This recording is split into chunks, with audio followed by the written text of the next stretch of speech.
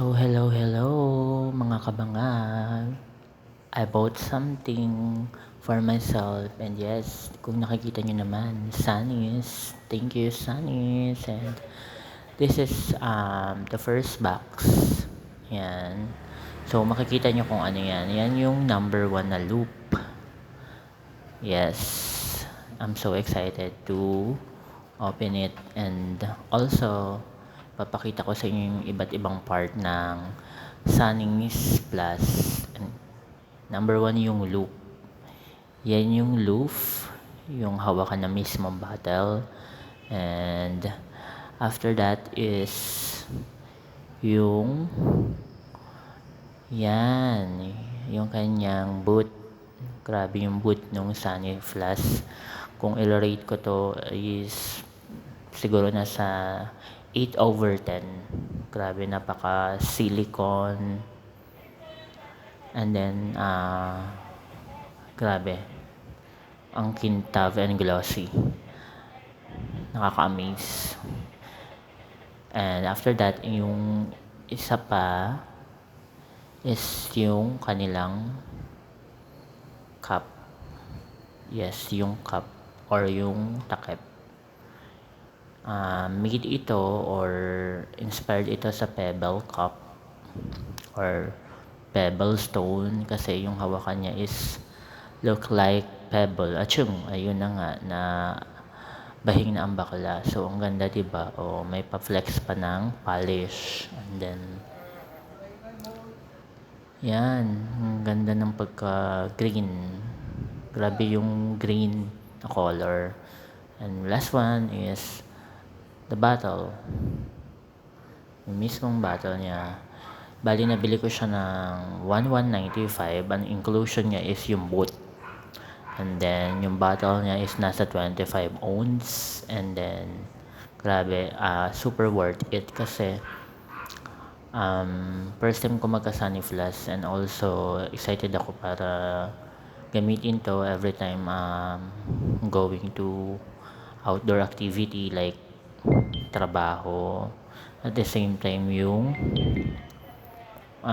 pagwa-walking ko every gabi. Yan. So, ayan na yung pinaka-bottle niya. And then, wow, it's so nice. Grabe yung pagka-green. Hindi obvious na favorite ko ang color green, but grabe. Hindi lang siya for aesthetic. And then, may pre-engraved sila. Ayan. Ayan. Grabe, ang ganda. Swear, worth it yung 1195 nyo, guys. Kaya, i-pursue na yung mga gusto nyong bagay. Grabe, ang ganda ng bottom. Ang ganda ng stainless. And then, yan. Meron description. Yan, grabe. Super nice. And worth it talaga yung budget para dito. Actually, makakatulong to sa mga iba pang estudyante na lalo na nga yung pasukan is kailangan ng mga ganito. So, I love it. And then, ang gagawin pa natin is i-organize ko ito para pag ginamit ko na siya is ready to inumin na, ganon. Iinuman na natin and also gagamitin na natin siya for our daily activities. So, yan na yung loof. And then, after ng loof, inilagay ko yung boot. Yan lang yung inclusion niya, guys. Kasi, medyo mahal yung loop eh.